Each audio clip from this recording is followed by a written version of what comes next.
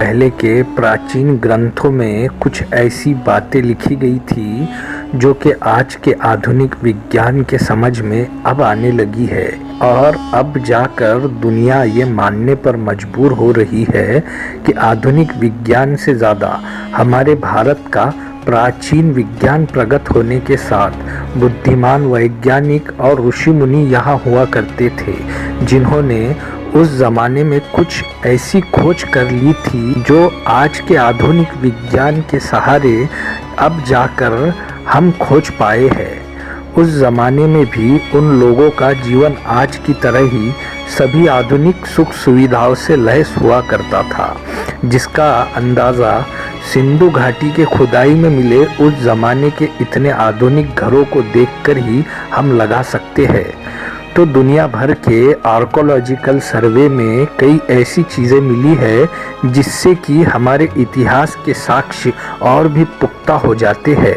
लेकिन ये हमारा दुर्भाग्य है कि हमको प्राचीन ज़माने से ही आधुनिक सौगातें मिली है, लेकिन हम उसे संजो कर रख पाने में असमर्थ रहे हैं। आज हम आपको बताने जा रहे हैं प्राचीन भारत में हुए कुछ ऐसे बुद्धिमान वैज्ञानिक और उनके द्वारा हजारों साल पहले किए गए ऐसे आविष्कार जो आज के आधुनिक विज्ञान को चुनौती दे रहे हैं। तो चलिए दोस्तों शुरू करते हैं, लेकिन उससे पहले अगर आपने हमारे चैनल को सब्सक्राइब नहीं किया है तो हमारे चैनल को सब्सक्राइब कर लीजिए ऐसे ही इंफॉर्मेटिव वीडियोस को लगातार देखने के लिए।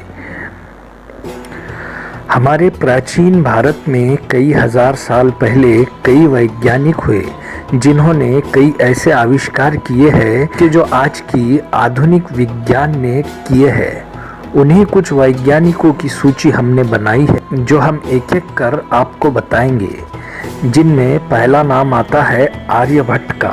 आर्यभट्ट उस जमाने के प्रकांड पंडित और खगोल वैज्ञानिक हुआ करते थे, जिन्होंने अपनी गणितीय गणना के आधार पर उस जमाने में खगोलीय सिद्धांतों को उजागर किया था और उनके द्वारा बताए गए सिद्धांत इतने सटीक थे जो कि आज की आधुनिक विज्ञान ने भी माना है कि जो आज की आधुनिक विज्ञान द्वारा बनाए गए आधुनिक उपकरणों द्वारा बताए जाते हैं।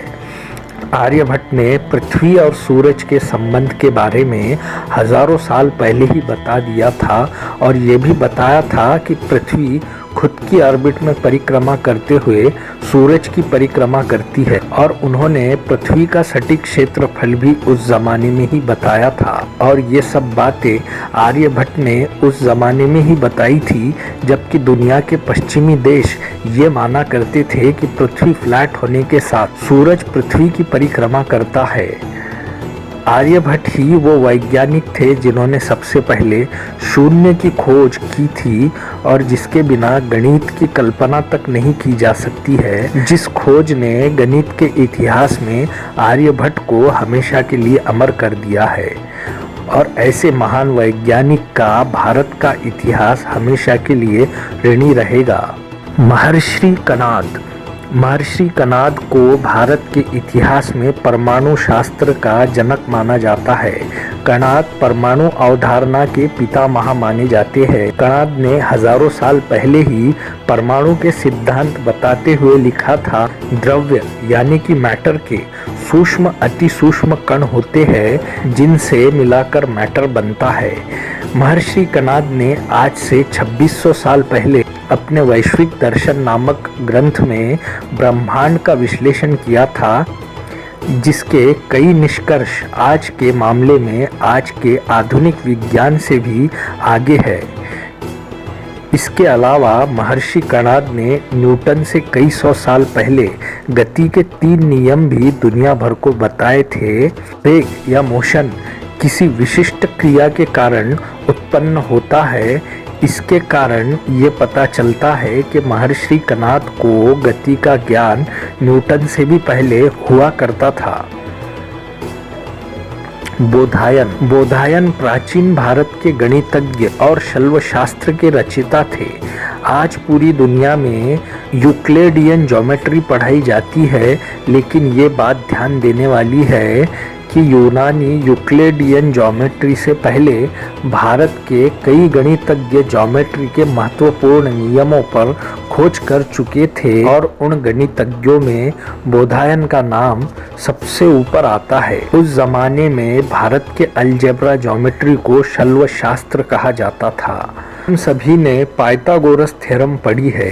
वास्तव में इसकी खोज पाइथागोरस ने नहीं बल्कि उसके लगभग 2800 साल पहले ऋषि बोधायन ने की थी।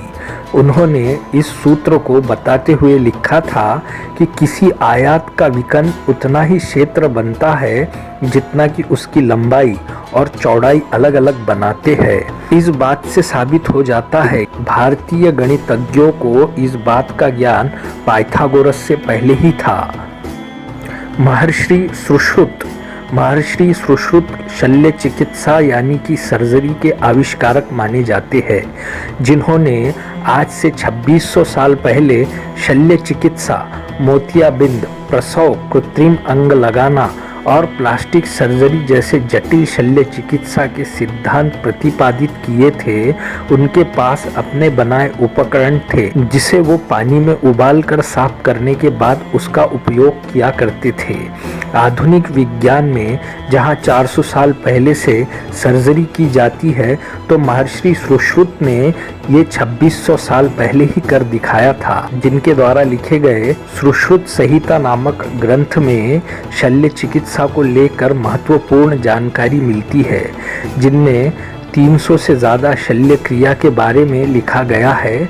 तो इनमें चाकू और सुई जैसे 125 से ज़्यादा उपकरणों के नाम मिलते हैं। उनके इस ग्रंथ का अनुवाद दुनिया के कई भाषाओं में किया गया है। उनका ये ज्ञान रूस भी गया। वहाँ के लोगों ने मात्र 200 साल पहले प्लास्टिक सर्जरी के तकनीक को समझकर आगे विकसित किया। इन शोध के कारण महर्षि सुश्रुत को शल्य चिकित्सा का जनक भी माना जाता है। भास्कराचार्य भारत के प्रख्यात गणितज्ञ एवं ज्योतिषाचार्य है, जिनके द्वारा लिखी गई सिद्धांत शिरोमणि नामक ग्रंथ में बीजगणित, गोल अध्याय, लीलावती और ग्रह गणित नामक 4 अध्याय है। ये 4 भाग अर्थमेटिक्स, अलजेब्रा और ग्रहों की गति से संबंधित गणित पर आधारित है। आधुनिक विज्ञान में ग्रेविटी यानी गुरुत्वाकर्षण के खोज का श्रेय न्यूटन को दिया जाता है, लेकिन बहुत कम लोग जानते हैं कि उसके कई सदियों पहले गुरुत्वाकर्षण की खोज भास्कराचार्य ने कर ली थी, जिसका वर्णन उनके द्वारा लिखे गए ग्रंथ में मिलता है, जिसमें उन्होंने लिखा है कि पृथ्वी आकाशीय पिंड को अपने तरफ खींचती है, जिसका वर्णन मध्य कृष्ण तत्व नाम से अपने ग्रंथ में गोल अध्याय में लिखा है। भास्कराचार्य ने कारण कौतूहल नामक एक दूसरे ग्रंथ में खगोलीय घटनाओं का उल्लेख करते हुए चंद्र ग्रहण और सूर्य ग्रहण के बारे में भी सैकड़ों साल पहले ही लिखा था, जिसमें स्पष्ट रूप से उन्होंने बताया है कि जब चंद्रमा सूर्य को ढक लेता है तो सूर्य ग्रहण, और जब पृथ्वी की छाया चंद्र को ढक लेती है तो चंद्र ग्रहण होता है। ये पहला लिखित प्रमाण था जो कि भारत के लोगों को गुरुत्वाकर्षण, सूर्य ग्रहण और चंद्र ग्रहण के बारे में बताता है। इस ग्रंथ का इस्तेमाल आज भी हिंदू कैलेंडर बनाने के लिए होता है। भास्कराचार्य द्वारा लिखे गए ग्रंथ का अनुवाद भी दुनिया के कई भाषाओं में किया गया है। भास्कराचार्य अपने समय में सुप्रसिद्ध गणितज्ञ थे, जो कि एक ऐसे वैज्ञानिक थे जिनकी सोच अपने समय से कई आगे थी। तो ये थे हमारे प्राचीन भारत के कुछ ऐसे महान वैज्ञानिक जिन्होंने अपनी बुद्धिमत्ता से हमारे भारत के इतिहास को उनकी महान खोजों से अवगत करवाया था। लेकिन आज के लोगों का ये दुर्भाग्य है कि हम अपने देश के महान लोगों के और उनके अस्तित्व और भारत के महान गौरवान्वित होने वाले इतिहास से आज भी अवगत नहीं है। उम्मीद है कि ये वीडियो आपको अच्छी लगी होगी और इसमें से ज़रूर कुछ न कुछ इन्फॉर्मेशन आपको मिली होगी। ऐसी ही नॉलेजेबल और इन्फॉर्मेटिव वीडियोस को लगातार देखने के लिए प्लीज़ हमारे चैनल को लाइक, शेयर और सब्सक्राइब कीजिए। धन्यवाद। जय हिंद, वंदे मातरम।